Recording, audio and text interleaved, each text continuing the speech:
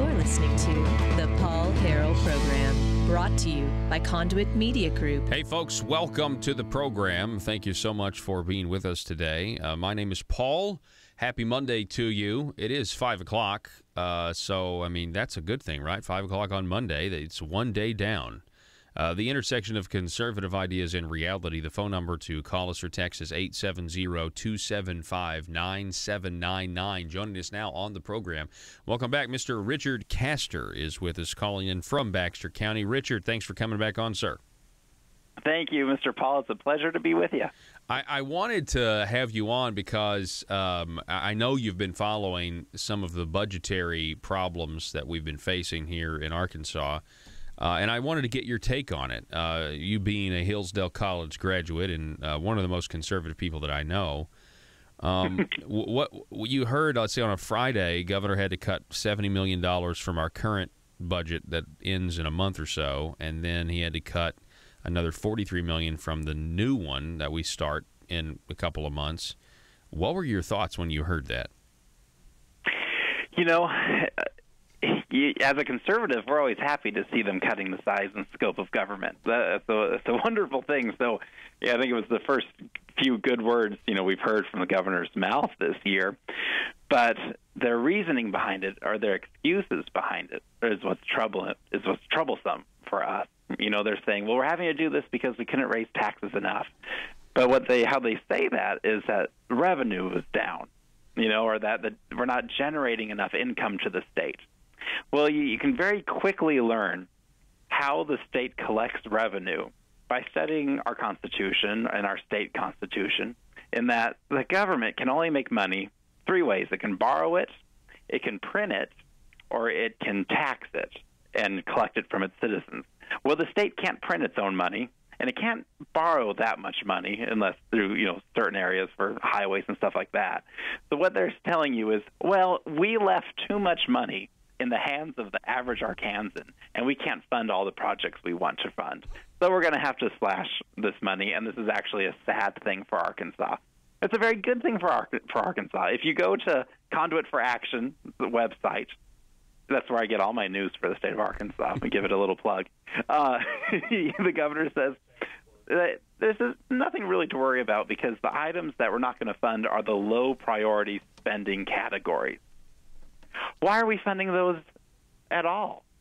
If they're low priority, if they don't even matter, if we're just going to cut these things, we should have cut those a long time ago. A true conservative would look at a budget and would say, all right, where can we cut the fat? How much can we trim?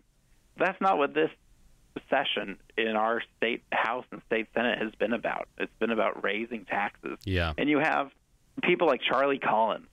Can we talk about him? Oh, absolutely. This is a guy who he went and did the Tea Party circuit back in the day when he was wanting to run for office. And I'm ashamed to say he spoke at my Tea Party here in Mountain Home.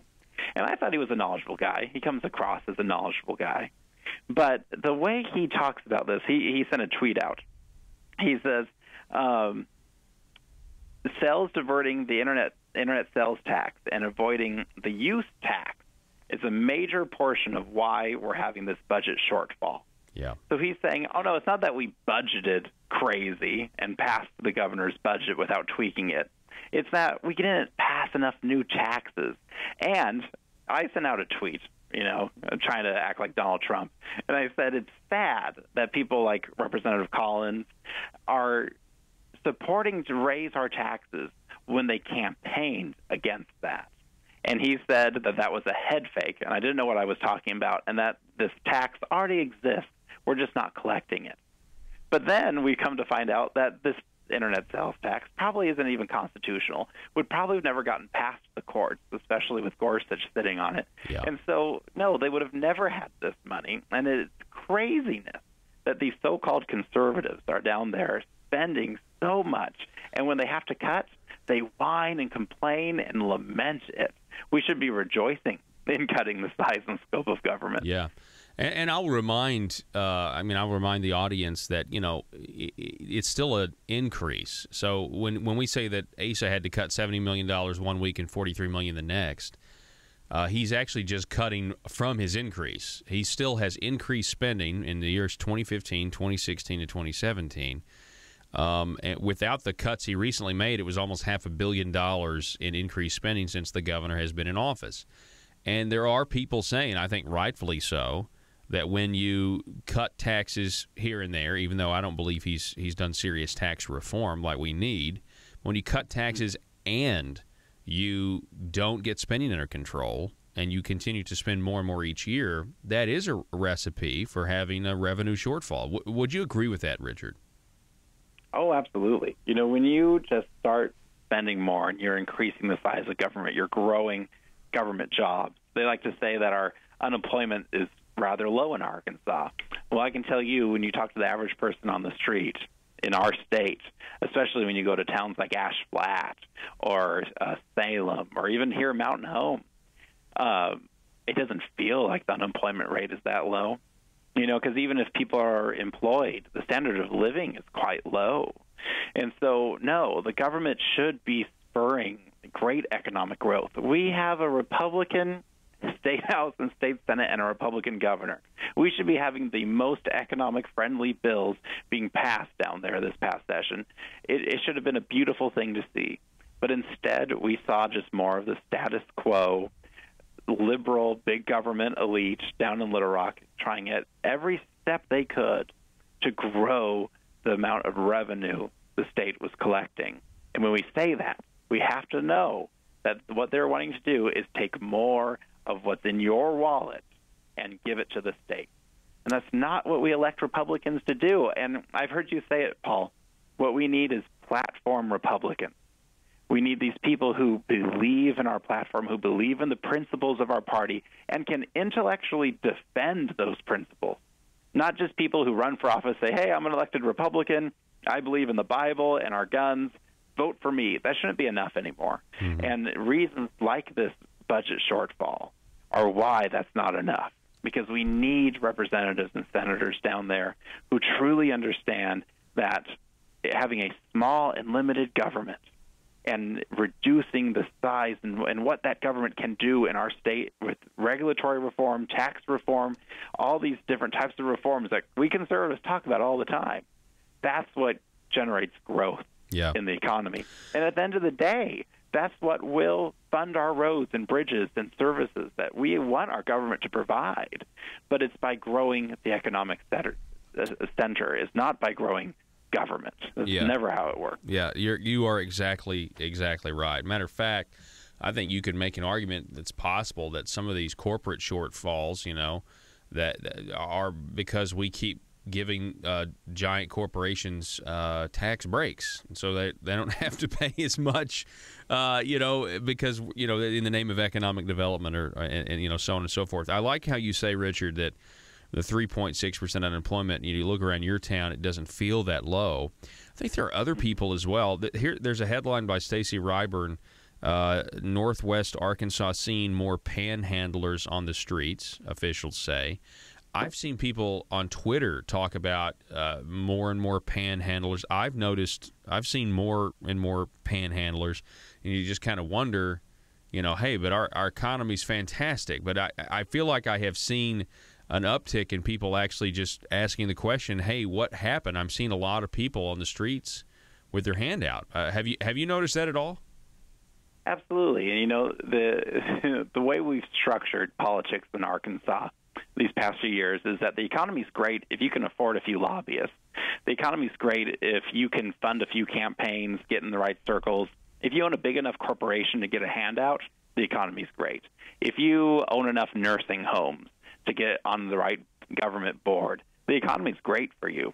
But for the average guy, the average business owner, the amount, you go to things like our alcohol beverage control and how outlandish those regulations are in the state of Arkansas. Or you go to ADEQ and how they can go in and cripple a small business in the state of Arkansas if they choose to. And that's the equivalent of our Environmental Protection Agency. So we have it's basically a microcosm of our federal government down in Little Rock. And you'd think we would be in an Arkansas springtime with the very first time in 100 years that we have a state house and a state senate, and our constitutional office is controlled by Republicans. but we're not. We're living through the BB legacy all over again. And it's time that we as conservatives stand up and primary these darn people who go down there, tell us one thing to our faces, and sit on those committees and vote the wrong way, and then there's no record of their vote. Or they go down there and they support these pieces of legislation that counter our party's principles. Our party better dang well stand up and say, that's not right. That's not what we as a people support and stand for, and we're going to change it. And if that takes primarying some of our friends, then let's do it. Yeah, and and the primaries are really the only place where the people, at this point, when you see how the establishment is so dominant in pushing out limited government platform Republican thought, the primaries are your only real chance to to really stand up for the values in the Republican Party platform, and that's when you have races on specific issues or specific votes the incumbent has taken, and it really ends up giving, especially the primary challenger, if he wins, it gives him a mandate to go down there and change things and do things differently. Before we go, Richard, I want to get your opinion on the tax task force.